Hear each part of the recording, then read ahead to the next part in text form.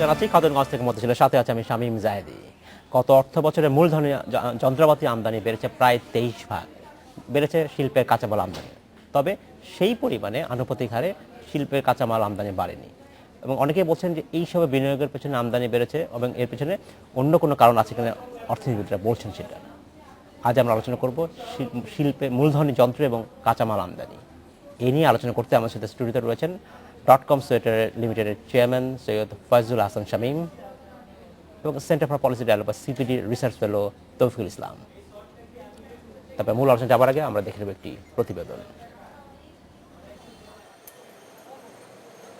বাংলাদেশ ব্যাংকের তথ্য অনুযায়ী সদ্য সমাপ্ত 2014-15 অর্থ বছরে দেশে মূলধনী যন্ত্রপাতি আমদানি হয়েছে 24,273 কোটি টাকার, যা আগের বছরের তুলনায় 24% বেশি। একই সময়ে শিল্পের কাঁচামাল আমদানি হয়েছে 1,18,990 কোটি টাকার। আগের বছরের তুলনায় প্রবৃদ্ধি হয়েছে 4% মতো। মূলধনী যন্ত্রপাতি এবং শিল্পের কাঁচামাল আমদানি বাড়া অর্থনীতির জন্য ইতিবাচক বলে মনে করে কেন্দ্রীয় ব্যাংক। তো ক্যাপিটাল মেশিনারিজের এই যে একটা বৃদ্ধি, এটা দ্বারা প্রমাণিত হয় যে দেশে নতুন ইন্ডাস্ট্রি হচ্ছে, নতুন উদ্যোক্তা সৃষ্টি হচ্ছে এবং দেশ ইন্ডাস্ট্রিয়ালাইজেশনের দিকে এগোচ্ছে আরও এক ধাপ করে। তবে শিল্পের কাঁচামালের তুলনায় মূলধনী যন্ত্রপাতি বেশি আমদানি হওয়াকে সন্দেহের চোখে দেখছেন অর্থনীতিবিদরা। বেসরকারি বিনিয়োগ প্রবৃদ্ধির বিবেচনায় মূলধনী যন্ত্রপাতি বেশি আমদানি হওয়ার আড়ালে অর্থ পাচার হয়ে থাকতে পারে বলে আশঙ্কা তাদের। প্রাইভেট সেক্টর ইনভেস্টমেন্ট জিডিপি রেশিওটা এটা স্থবির হয়ে আছে, তো সেটাও প্রমাণ করছে যে দেশে নতুন বিনিয়োগ হচ্ছে। তো এই পরিস্থিতিতে এই ক্যাপিটাল মেশিনারির আমদানি এত বাড়ার তো কোনো যুক্তিসঙ্গত কারণ নেই। ব্যবসায়ীরা বলছেন শিল্প কারখানা বসানোর পরও বিভিন্ন সমস্যার কারণে উৎপাদনে যেতে পারছে না তারা, যে কারণে মূলধনী যন্ত্রপাতির তুলনায় শিল্পের কাঁচামাল আমদানি কম। ইনফ্রাস্ট্রাকচারের জন্য অনেক ফ্যাক্টরি ক্যাপিটাল মেশিনারি আনার পরেও, ইনস্টলেশনের পরেও তারা অপারেশনে যেতে পারছেন না। সেই জন্য কিন্তু র মেটেরিয়ালসের ইম্পোর্ট যেটা দেখছেন যে প্রোডাকশন এর সাথে আপনার ক্যাপিটাল মেশিনারির একটা সামঞ্জস্য নেই। শিল্প খাতে বিনিয়োগ উৎসাহিত করতে মূলধনী যন্ত্রপাতি আমদানিতে খুব একটা শুল্ক দিতে হয় না। তারপরও গেল কয়েক বছর নানা কারণে আশা অনুরূপ বেসরকারি বিনিয়োগ হয়নি বলে জানিয়েছেন অর্থনীতিবিদরা। Ashraf Alam, independent news, Dhaka. দেখলাম প্রতিবেদন যে আমরা জনাব সৈয়দ ফয়জুল হাসান শামীম এবং জনাব তৌফিকুল ইসলাম খান, আপনাকে স্বাগত জানাচ্ছি অনুষ্ঠানে। কেমন আছেন আপনারা? জনাব শামীম, আপনার কাছে প্রথমে জানতে চাচ্ছি যে আমরা প্রতিবেদন দেখলাম যেখানে বলা হচ্ছে যে ক্যাপিটাল মেশিনারি বা মূলধনী যন্ত্রপাতি যে পরিমাণ আনা হচ্ছে, আমদানি হচ্ছে, সেই তুলনামূলকভাবে কাঁচামাল আমদানি বাড়ছে না। বিজিএমের সহসভাপতি বললেন যে অনেকটা শিল্পের অবকাঠামো কারণে তারা কারখানা তৈরি করছেন কিন্তু প্রোডাকশনে যেতে পারছেন না। এটা কি একমাত্র কারণ নাকি আরো কোনো কারণ আছে? আপনাকে প্রশ্ন করতে যে বাংলাদেশের সহসভাপতি জনাব রিয়াজ বিন মাহমুদ যে কথাটা বলেছেন, অবশ্যই সেটা একটা কারণ, বাট সেটা যে অন্যতম কারণ আমি বলে মনে করি না। কারণ প্রথমত আপনাকে একটা জিনিস দেখতে হবে যে গত বছরে আপনারা যেটা বলছেন প্রবৃদ্ধি 4% হয়েছে। আপনারা জানেন যে আমাদের একটা টার্গেট সেট আপ হয়েছে যে 50th অ্যানিভার্সারি 50 বিলিয়ন, তার জন্য আমার প্রতি বছরের গ্রোথ হতে হবে 11%। সেখানে আমার গ্রোথ হয়েছে কত 4%। এবং আমি যদি আমার কম্পিটিটিভ কান্ট্রি ইন্ডিয়া এবং পাকিস্তান ইন্ডিয়া এবং ভিয়েতনামের দিকে দেখি, তাদের গ্রোথ, ইন্ডিয়ার গ্রোথ হলো 10%, ভিয়েতনামের গ্রোথ প্রায় কাছাকাছি। সো এই গ্রোথগুলো কোথায়? এই গ্রোথগুলো আমাদের যে ডেফিসিয়েন্ট গ্রোথ হয়েছে সেই গ্রোথগুলোকেই আদার্স কান্ট্রিতে এটার জন্য রাজনৈতিক অস্থিরতার একটা কারণ রয়েছে। এবং কিন্তু তারপরেও আপনারা দেখছেন যে মূলধনী যন্ত্রপাতির জায়গায় বিনিয়োগ বেড়েছে। এটা বাড়ার পিছনে কতগুলো কারণ আছে, অবশ্যই বেড়েছে। এটার পিছনে যেমন আমাদের বাংলাদেশ ব্যাংকের ডেপুটি গভর্নর সাহেব যে কথা বলেছেন, ওনার সাথে আমি একমত না। যেটার জন্য ইন্ডাস্ট্রিয়ালাইজেশন হয়ে যাচ্ছে বা খুব বড় কিছু হয়ে যাচ্ছে, এটার সাথে আমি একেবারেই একমত না। কারণ এখানে যেটা হয়েছে আপনাকে বুঝতে হবে, গত 5 বছরে 219% মজুরি বৃদ্ধি পেয়েছে। আমি এটা কম বা বেশি এই বিতর্কে যাব না, আমি জাস্ট পার্সেন্টেজটাকে উল্লেখ করছি যে 219% মজুরি বৃদ্ধি পেয়েছে এবং প্রোডাকশন কস্ট বৃদ্ধি পেয়েছে হলো 13%। এবং ব্যাংক ইন্টারেস্টের কারণে অনেক শিল্পগুলো তার, এবং ব্যাংকের ইন্টারেস্ট একটা জিনিস আছে এবং কিছু গুপ্ত সুদ আছে, গুপ্ত চার্জ, গুপ্ত সুদ, এইগুলোর কারণে মনে করেন আমার অনেক শিল্পগুলো একটা অস্থির পরিস্থিতিতে চলে গিয়েছে এবং গত বছরের শুরুর 3 মাসে যে আমাদের যে টোটাল যে মার্কেটিংয়ের টাইম, এই টাইমটায় কিন্তু আসলে চেনটা ভেঙে পড়েছে আমাদের বায়ারদের কনফিডেন্স লেভেলে যে চেনটা, কারণ তার আগের 2013 অর্থ বছরে।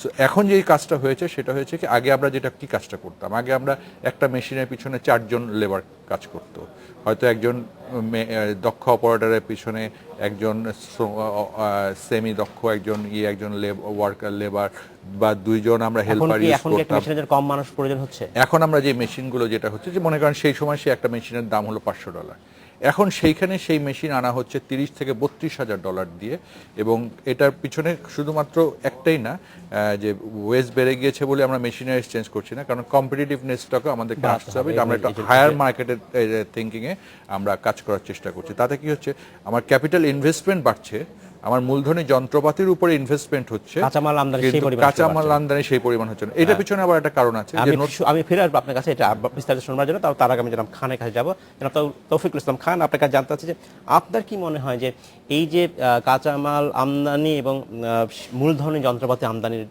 ফিগারে যে একটু মানে বেশি যে পরিমাণ পার্থক্য থাকার কথা তার চেয়ে বেশি পার্থক্য, এটা কারণটা কি আসলে? না, এটা তো দুটো কারণ আছে। আপনি যখনই আমরা একটা প্রবৃদ্ধি দেখি আমদানির কতটুকু হলো, এটা তো মূলত আসলে আমরা অর্থের হিসাবে করছি না, কত ডলারের আমদানি করছি। একটা বিষয় লক্ষ্য রাখতে হবে, সেটা হলো যে বিশ্ব পরিস্থিতিতে এখন পণ্য মূল্যের দামের কি অবস্থা, অর্থাৎ আপনি আগে যেই পরিমাণ পণ্য আনতে পারতেন যে দামে, তার থেকে এখন কম লাগছে না বেশি। তো এটা আমরা ইন জেনারেল জানি যে এখন দ্রব্যমূল্য বিশ্ববাজারে কিছুটা কম আছে, এটা আমাদের স্বস্তির কারণ।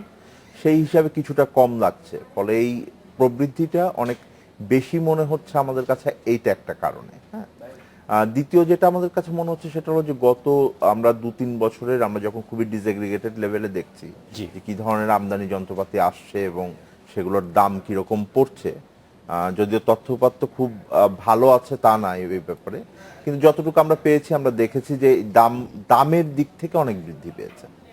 সেটা একটা কনসার্ন। একটা হতে পারে যেটা উনি বলছেন যে হয়তো অনেক উদ্যোক্তাই এখন মোর ক্যাপিটাল ইন্টেন্সিভ, আরো বেশি সফিস্টিকেটেড টেকনোলজি বেসড মেশিনারি জানছে, ফলে সেটার দামও বেশি পড়ছে। কিন্তু সেই সাথে আমাদের কাছে মনে হচ্ছে যে কিছু কিছু মেশিনারিজের ক্ষেত্রে আমরা দেখেছি যে এই অস্বাভাবিকভাবে বেড়েছে আর কি। দামের বৃদ্ধি একটা বড় কারণ। দামের বৃদ্ধি তার মধ্যে একটা বড় কারণ, এবং আমদানি বৃদ্ধিও একটা বড় কারণ। যেমন আপনাদের মনে থাকবে যে এর আগেও 2014 অর্থ বছরে যখন শেষ হয়েছিল, অর্থাৎ আগের অর্থ বছরটা, তখন আমরা বলেছিলাম যে সিপিডি থেকে যে কিছু ধরনের মেশিনারিজ আসছে যেটা এত পরিমাণে আমাদের ইতিহাসে কখনো আসেনি এবং এরকম প্রবৃদ্ধি হওয়ার কথা না। এর মধ্যে আমরা একটা ট্রেন এক ধরনের দেখেছি আমরা ওই এই অর্থ বছরে এই ধরনের একটা প্রবণতা কিন্তু আছে। আমরা এই বিষয়ে আপনার কাছে বিস্তারিত পরে শুনবো। তার আগে জনাব শামীম হাসান, আপনার কাছে জানতে চাচ্ছি যে আপনি বলছিলেন যে এই যে কাঁচামাল আমদানি বাড়ছে না এবং আপনারা নতুন মেশিন আনছেন, এর পিছনে আরো বেশ কিছু কারণ আছে। মানে কেন ক্যাপিটাল মেশিনারি বেশি করে আসে? এখানে কিছু আপনাকে বলছি, আপনি জানেন যে অ্যাকর্ড অ্যালায়েন্সের কিছু কারেকশন আছে, যেগুলো উদ্যোক্তারা মনে করেন বেশ কিছু ইকুইপমেন্ট আসছে। এটা আসলে তারা একটা ব্যবসা হিসেবেও নিয়েছে, অহেতুক কিছু ইকুইপমেন্টসও চাপিয়ে দিচ্ছে আমাদের উপরে। সো এই জিনিসগুলোর একটা জিনিস আছে। তারপরে মনে করেন বিল্ডিং সেফটি মেজার্সের উপরে এখন প্রচুর জোর দেওয়া হচ্ছে, যার জন্য আপনারা মনে করেন সেখানে আপনার একটা ক্যাপিটাল ইনভেস্টমেন্ট হচ্ছে, যার জন্য ভালো ধরনের একটা ইনভেস্টমেন্ট হচ্ছে। আর আমি ওনার সাথে একটু সম্পর্কিত করে একটা ব্যাখ্যা দিলে আপনারা আরও সহজ করবেন। যেহেতু আমি একটা সোয়েটার ফ্যাক্টরি ওনার, সো আমার ফ্যাক্টরির 2002 সালে আমি যখন করি, তখন এই ফ্যাক্টরিটা তৈরি করতে আমি ইনভেস্ট করেছি $5 কোটি। আচ্ছা, ঠিক আছে। এখন আমি যখন নতুন করে একটা চিন্তা করছি আমি একটা গ্রিন ফ্যাক্টরি করব, বা আমি যদি এখন ভবিষ্যতে যদি এই ব্যবসাটাকে যদি আমি চিন্তা করি, তা আমি একটা কস্ট অ্যানালাইসিস করে দেখেছি আমার ইনভেস্টমেন্ট হবে $150 কোটি, যার মধ্যে 70 কোটি টাকা হলো আমার 72 কোটি টাকা হলো আমার শুধুমাত্র মেশিনারিজ কস্ট। এবং যাতে আমি এখন যে 1400 মেশিন দিয়ে আমি যে প্রোডাকশন করছি, আমি 300 মেশিন এনে আমি তার 3 গুণ বেশি প্রোডাকশন করব। ঠিক আছে। সো এইখানে একটা জিনিস আছে। সো আপনি মানে ডিফারেন্সটা কেন এত বড় গ্যাপটা আপনারা এখানে বুঝতে পারছেন। দ্বিতীয় যে জিনিসটা হচ্ছে যে মেশিনারি এসেছে, কিন্তু কাঁচামালের আমদানির কারণে কারণ গ্যাসের ট্রান্সফার পর্যন্ত আমাদের দিচ্ছে না, যে আমি .com সোয়েটার আমার এখানে কমপ্লায়েন্স কভার করছে না, আমি একটা ভালো জায়গায় গিয়ে আমি ইয়ে করব, কিন্তু আমার নামেই কোম্পানি, কিন্তু আমার নামে ওইখানে গ্যাসটা ট্রান্সফার দিবে না। আমি জানি না এটার পিছনে কি রহস্য লুকিয়ে আছে। হ্যাঁ যেটা শামীম, আপনার ধন্যবাদ। আমাদের সময় হচ্ছে বিরতিতে যাবার, ফিরে এসে আমরা আবার কথা বলবো আপনার সাথে। আমাদের সময় হলো একটা বিরতিতে যাবার, ফিরছি শীঘ্রই, সাথেই থাকবেন।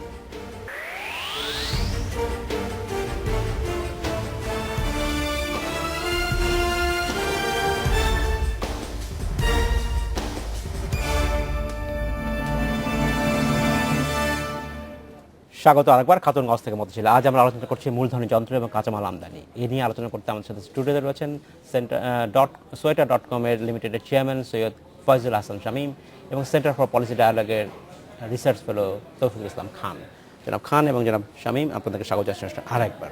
জনাব খান, আপনাকে জানতে চাচ্ছি, আমরা বিরতিতে যাওয়ার আগে কথা বলছিলাম, আমরা বলছিলাম ক্যাপিটাল মেশিনারি আমদানির কথা। আমরা গার্মেন্টস নিয়ে মূলত ফোকাস করছিলাম, যেহেতু আমাদের সবচেয়ে বাংলাদেশের সবচেয়ে বড় ইন্ডাস্ট্রি। আমরা যদি গার্মেন্টসকে বাইরে চলে যাই, আমরা যদি ওভারঅল দেখি কি কি যন্ত্রপাতি আসলে আসছে বা আপনাদের গবেষণায় দেখা গেছে যেটা মনে হয়েছে যে এটা ঠিক সঠিক পথে নাই বা না সঠিক অস্বাভাবিকতা মানে কি আমার লক্ষ্য কাছে মনে করেছেন হচ্ছে যে এটা আমরা আসলে যেভাবে তথ্যগুলো পাই, হ্যাঁ। সেটা আমাদের পক্ষে আসলে বলা সম্ভব না যে আপনার নিশ্চিত করে যে আপনার এখানে কিছু একটা সমস্যা আছে। হ্যাঁ, আচ্ছা। কিন্তু আমরা বলছি যে কিছু ইন্ডিকেশন আমরা দিচ্ছি যেটা আমাদের কাছে মনে হচ্ছে যে এটা স্বাভাবিক ট্রেন্ডে নাই। নাই। ফলে সেই ধরনের বাস্তবেও এই ধরনের ট্রেন্ডের বড় পরিবর্তন ঘটছে কিনা, এটা আসলে আমরা বলছি যে কেন্দ্রীয় ব্যাংক এবং এনবিআর দুজনকে এটা আরেকটু তদন্ত করে আরো ঠিকঠাক ভাবে দেখার কথা। সেটা আমরা গত 2 বছর ধরেই বলছি যে এটাকে একটু বিশেষ নজরে আপনি নেওয়া। কি বলবেন যে কি ধরনের মেশিনারি আপনি দেখেছেন, আমদানি দেখেছেন, যেটা আমি যেটা আপনার বলছিলাম কাছে যে অস্বাভাবিক মনে গত হয়েছে? বছর আগের বছর আমরা দেখেছিলাম একটা বড় অংশ এসেছে ক্রেন। এই ক্রেনগুলো আসলে মূলত হলো ইন্ডাস্ট্রিয়াল ক্রেন, এক জায়গা থেকে আরেক জায়গায় জিনিস নেওয়ার জন্য। এটার প্রবৃদ্ধি হয়েছিল যেটা 4-5 মিলিয়নের মতো এক মাসে আসতো, এক মাসেই $500 মিলিয়ন মতো আমদানি হলো।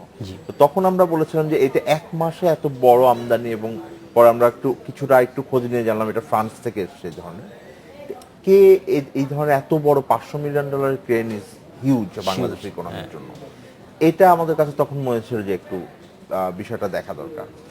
ইদানিং আমরা দেখছি এই অর্থ বছরে আমরা দেখেছি যে কিছু কিছু এই ধরনের মেশিনের ক্ষেত্রে কিছুটা আমরা দেখেছি যে আপনি এরোপ্লেনের যন্ত্রপাতির ক্ষেত্রে কিছুটা আমরা দেখেছি যে এক ধরনের কন্টেইনার তৈরি করবার মানে ক্যান তৈরি করবার মেশিনের ক্ষেত্রে এই ধরনের কিছু আমদানি হয়েছে, যেটার প্রাইসেসও অনেক হাই এবং আমদানি অনেক বেশি হয়েছে।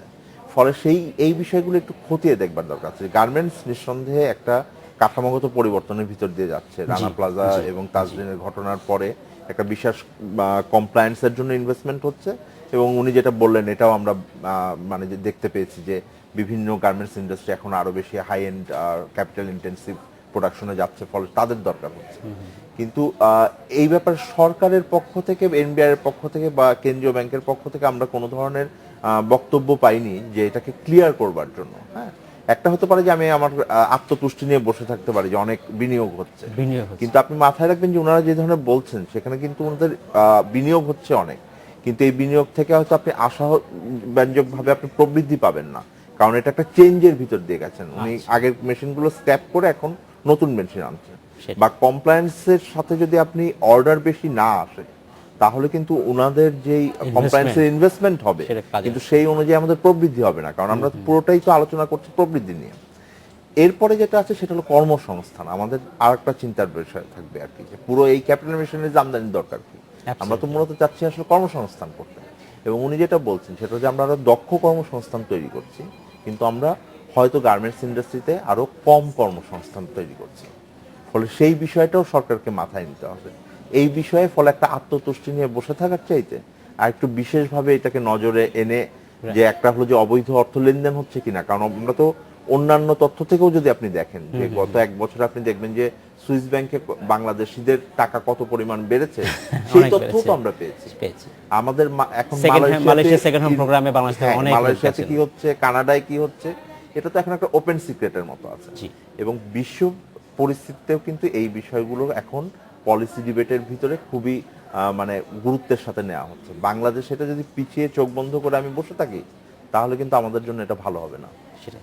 ধন্যবাদ জনাব খান, আমি আপনাদের পরে আসবো।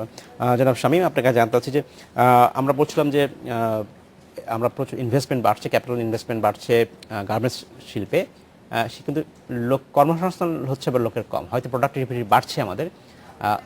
এই তখন এখানে কি তাহলে কি আপনার কি মনে হচ্ছে যে আমাদের এখানে এই সেক্টরে লোকের শ্রমিকের সংখ্যা আসলে কমে যাচ্ছে বা কমে যাবে, বা তাদের কোনো অবশ্যই যেমন আমরা আগে আমরা আসলে লোকগুলোকে কাউন্ট করতাম না। আমরা আগে এই হেল্পার লেভেল থেকে শুরু করে মনে করেন হেল্পারের পিছনে হেল্পার আমরা ট্রেনিং অনগোয়িং ট্রেনিং প্রসেসের মধ্যে দিয়ে এমন একটা সিস্টেম তৈরি করতাম, যার জন্য কিন্তু আজকে যে 40 লক্ষ বা 50 লক্ষ যে শ্রমিক তৈরি জনগোষ্ঠী তৈরি হয়েছে, এটা কিন্তু আমাদের একটা বিরাট একটা ইয়ে ছিল। কিন্তু দেখা যাচ্ছে যে আমি তো ব্যবসায়ী, আমাকে ব্যবসা করতে হবে, কিন্তু গত 2-3 বছরে প্রতিটা আমি গার্মেন্টস সেক্টরে বিশেষ করে বলবো যে প্রফিট করেছে এরকম গার্মেন্টস সেক্টরের সংখ্যা খুব কম। প্রথমত রাজনৈতিক একটা সহিংসতা একটা বড় একটা কারণ ছিল, এবং সেইখান থেকে আপনার বাইরের আস্থাহীনতা একটা কারণ। দ্বিতীয় কথা হলো আপনার ইউরো যেভাবে ফল করছে সেটা কিন্তু আরেকটা আশঙ্কার জায়গা আমাদের তৈরি হয়েছে। কিন্তু আমরা যেহেতু একটা 50 বিলিয়ন অফ 50th অ্যানিভার্সারি যে স্বপ্ন দেখেছিলাম, তাতে কিন্তু আমাদের প্রতি বছর গ্রোথ হতে হবে 11% করে।